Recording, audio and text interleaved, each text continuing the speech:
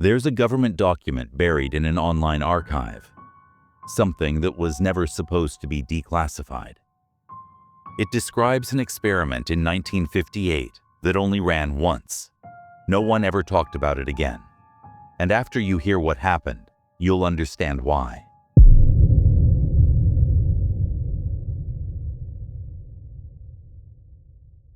In 2016, a Freedom of Information Act request led to the release of over 1,500 pages of declassified documents from the U.S. Department of Energy. Most were standard issue, memos, construction diagrams, employee rosters. But buried in that stack was something different, something that didn't look like it was meant to be found. It was labeled Event Report #7E1958 Calvert Station, Pennsylvania. No media outlet ever covered it. Not a single mention on podcasts or paranormal YouTube channels. It was just sitting in a government database. The only reason it got noticed at all was because of a Reddit post. A guy researching Cold War energy experiments stumbled across it and uploaded parts of it to Our Conspiracy. The thread barely made it past 100 upvotes before it vanished. I've been obsessed with it ever since. Calvert Station was a classified experimental power facility built in 1956 outside of Harrisburg, Pennsylvania. On paper, it was meant to test unconventional turbine cooling methods for nuclear energy. In reality, it was a joint project between the Atomic Energy Commission and a defense contractor called Virion Systems, a company that doesn't exist anymore. Or if it does, it's under a new name.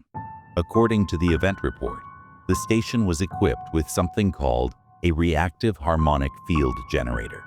It was an experimental machine designed to bend localized space-time, not for time travel, but to simulate dimensional distortion under high-frequency energy bursts. In plain English, they were trying to create a temporary tear in reality. The event happened on February 19, 1958, at 2:41 a.m. There were 3 engineers logged as present during the experiment. Their names were redacted in the files, but their job titles and shifts were listed. 2 of them, the lead operator and the reactor systems analyst, gave post-incident statements. The third man didn't. His section was marked Status MIA. Here's where it gets disturbing. The experiment began as planned. The machine was powered up and ran normally for the first 90 seconds. Then it began to generate what they called a harmonic loop. Basically, a sustained energy pulse feeding back into the generator itself. According to one witness, the hum in the room grew deeper and heavier. It wasn't loud, it was low, like pressure more than sound, like being under deep water near an engine. Then the emergency lighting kicked on, but no alarms had triggered. The primary display showed a loop duration error. We'd never seen that before. That's when a 4th individual was seen on the surveillance monitors, a man in technician coveralls, walking through the reactor bay toward the containment chamber. None of the 3 engineers recognized him. He hadn't badged in. He wasn't logged anywhere. He entered the chamber without resistance, the door sealed behind him.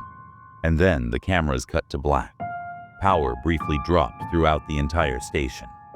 When backup lighting came on 2 minutes later, the chamber was empty, completely evacuated of air. Oxygen levels inside had dropped 21% in under a minute, without any leak detected. The report uses phrases like localized atmosphere breach, internal field inversion, non-terrestrial interference unknown origin. They dismantled the generator 24 hours later. That wasn't a shutdown. It was a full dismantling. Disassembled, crated, and flown out by military transport under sealed orders. The third man, the one listed as MIA, never made it to the debriefing. No body, no resignation, no explanation. His government file ends abruptly on the night of the experiment. The Redditor who first posted this said he dug deeper and found a mention of Calvert Station in a 1961 property transfer document. The land was sold back to the state for conservation. The facility had already been bulldozed, or more accurately, buried. Officially, the site had become geologically unstable. Someone in the comments, now deleted, claimed their grandfather had worked for Virion Systems. He told his grandson, once, in a drunk ramble, that the Calvert project had opened something that couldn't be closed. That same commenter wrote something that stuck with me. They tried to bend space, but it bent them back. That might have been the end of it. Just another weird Cold War story lost in time. But then I came across a missing persons report from 2003. A high school senior named Jeremy Kessler went hiking near the Susquehanna River. He told his parents he was taking pictures of an old train tunnel he'd read about online. He never came back. They found his backpack and camera near a fence line close to the old Calvert Station property, which had long since been sealed off. Most of the photos were normal: woods, rocks, his shoes. But the last image on the camera was different. It showed a metal corridor, smooth and narrow, with red emergency lights glowing faintly from overhead. The design didn't match any known Cold War architecture. The timestamp on that final photo? February 19th, 1958. His digital camera somehow recorded an image taken 45 years before it was invented. The metadata confirmed it hadn't been altered. I shared that photo online once. It got taken down within hours. Copyright violation, they said, which didn't make sense. It was a personal upload. No music, no logos, just that one photo. That's when I started wondering how much of the Calvert story might be real.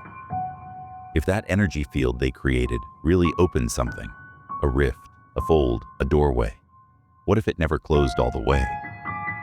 What if it's still barely open, just enough to pull things through? I reached out to a local archivist who'd worked in state records. He remembered hearing about Calvert, not from official files, but from old utility workers who refused to go near the site. He told me that in 1974, a local power company rerouted 3 transmission lines away from the area. The official reason was line efficiency.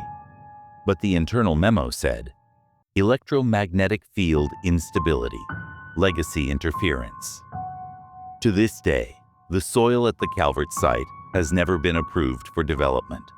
No homes, no commercial zoning, not even logging. It's fenced off, watched, unused. But satellite photos show faint outlines, the shadows of concrete shapes under the dirt. One of them is rectangular, about the size of a containment chamber. I don't know if anyone still monitors the place. I've driven past it twice. Both times I saw a white truck parked just off the service road with no plates and no company markings. The second time, it followed me for nearly 4 miles before turning off into a gated facility with no signage. I haven't gone back since. This isn't a story with a jump scare or a dramatic ending.